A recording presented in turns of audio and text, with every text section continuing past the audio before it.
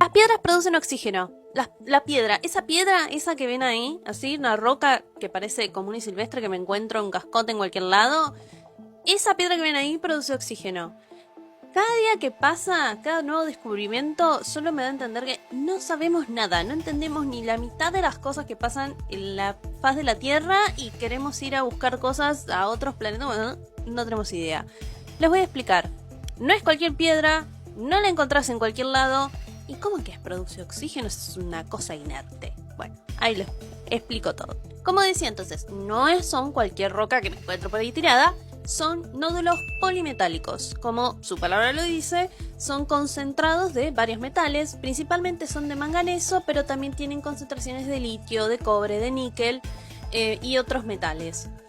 Y justamente por eso son de interés comercial, sobre todo para empresas tecnológicas que las quieren usar como recursos.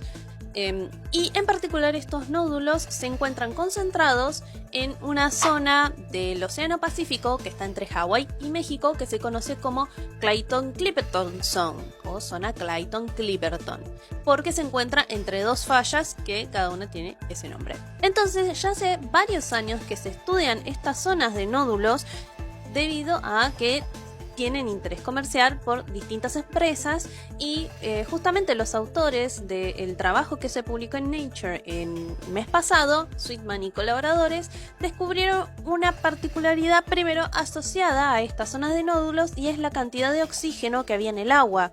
Normalmente en otras zonas, una zona sin estos nódulos, se espera que la cantidad de oxígeno concentrada en el agua sea menor por la falta de organismos vivos que produzcan oxígeno, como son las algas. La mayoría del oxígeno que se encuentra en el agua es producido por las algas o las cianobacterias mediante la fotosíntesis. Por ende, a las zonas que se encuentran más cerca de la superficie, donde están las algas y hay sol y se produce la fotosíntesis, hay mayor concentración de oxígeno. A medida que bajamos en profundidad hacia el océano, hacia las zonas más abisales, la cantidad de oxígeno disminuye, exceptuando en estas zonas donde la cantidad y concentración de oxígeno eran muy altas. Y al notar esta variable, indefectiblemente tenía que ver con los nódulos. Entonces este grupo de investigadores toma muestra de estos nódulos, los lleva al laboratorio y comprobó que presentaban voltaje, es decir, esos nódulos producen voltaje con valores similares a una pila AA. Y esto produce, en conjunto con otros nódulos alrededor, una corriente eléctrica que es lo suficientemente fuerte para separar las moléculas de agua en hidrógeno y oxígeno, un proceso que se conoce como electrólisis. Por lo tanto, en el fondo marino se podían producir grandes cantidades de oxígeno sin necesidad de ningún elemento biológico y sin la luz del sol. Y esto cambia mucho de los que se creía o los paradigmas de, sobre todo, del origen de la vida en la Tierra y de la oxigenación del agua, que es donde surge la vida en la Tierra. Uno de los paradigmas más aceptados en cuanto a lo que es el origen de la vida en la Tierra es que en algún punto, hace millones y millones de años, antes de que existiera la vida multicelular, las bacterias o diferentes tipos de organismos unicelulares, que capaz incluso ya no existen, a través de la fotosíntesis o similar a cianobacterias o con otros mecanismos químicos, habían producido gran cantidad de oxígeno, es decir, habían proliferado, habían producido gran cantidad de oxígeno, habían oxigenado las aguas, por ende la atmósfera de la Tierra, y esto produjo que consecuentemente se pudiera evolucionar la vida multicelular, ¿sí? Al enriquecerse el agua con oxígeno permitió que surgieran otras formas de vida. Ahora, con este descubrimiento, puede que dicho proceso no haya sido tal, sino que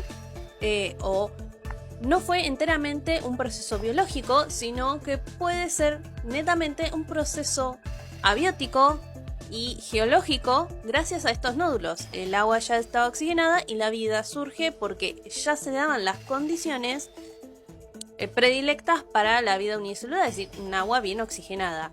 Entonces cambia mucho estos paradigmas, además de que ayuda a comprender mejor un poco lo que es la vida en el fondo abisal, ya que también cerca de estos nódulos hay un montón de organismos vivos y esto explicaría por qué son más prolíferos estas zonas en cuanto a vida en las profundidades, siendo que no hay luz ni fotosíntesis posible debajo de esa cantidad de agua.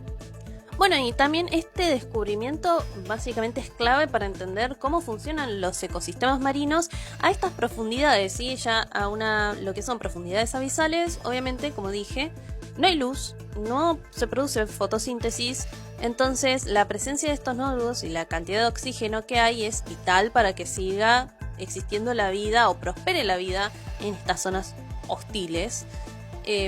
O no normales, no de condiciones normales como el resto de las zonas oceánicas, y esto llevó a que este grupo de científicos junto con otros pidan una petición para que no se siga explotando estas zonas, porque no sabemos realmente qué impacto pueda llegar a tener extraer los nódulos de estas zonas abisales, siendo que son las únicas que producen el oxígeno que es importante para las comunidades marinas, sumándole el cambio climático que ya de por sí está afectando a las diferentes comunidades marinas, ¿sí? Porque el cambio de temperaturas a nivel global afecta mucho la vida en el mar. Entonces en teoría no debería explotarse esto hasta conocer realmente cuánto es el impacto que podría tener una actividad minera de tal escala, siendo que son muchas empresas las que están interesadas de distintos países en esto. Bueno, y una característica principal que me olvidé de, justamente que es clave, es que esto no es un recurso muy renovable, más allá de que son piedras. Los nódulos tardan miles y millones de años en formarse, ya que es la concentración por precipitación de los minerales que se encuentran en el agua y, bueno, alrededor de la zona abisal. Si es una interacción química, tarda miles y millones de años. Por lo tanto, extraerlos no es que se van a formar en un par de años, van a surgir nuevos nódulos. De ahí el impacto que podrían tener.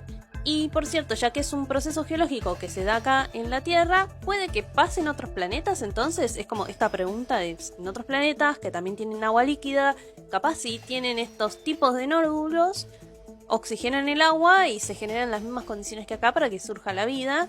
Es algo que también puede plantearse en el razonamiento, ¿no? Y de ahí a lo que me parece fabuloso es que queremos encontrar vida en otros planetas y todavía ni entendemos cómo es que termina de funcionar acá o cómo terminó de surgir acá, porque descubrimos que las rocas oxigenan el agua, por ejemplo. Entonces me parece fascinante cómo seguimos sin entender muy bien cómo funciona nuestro planeta como tal.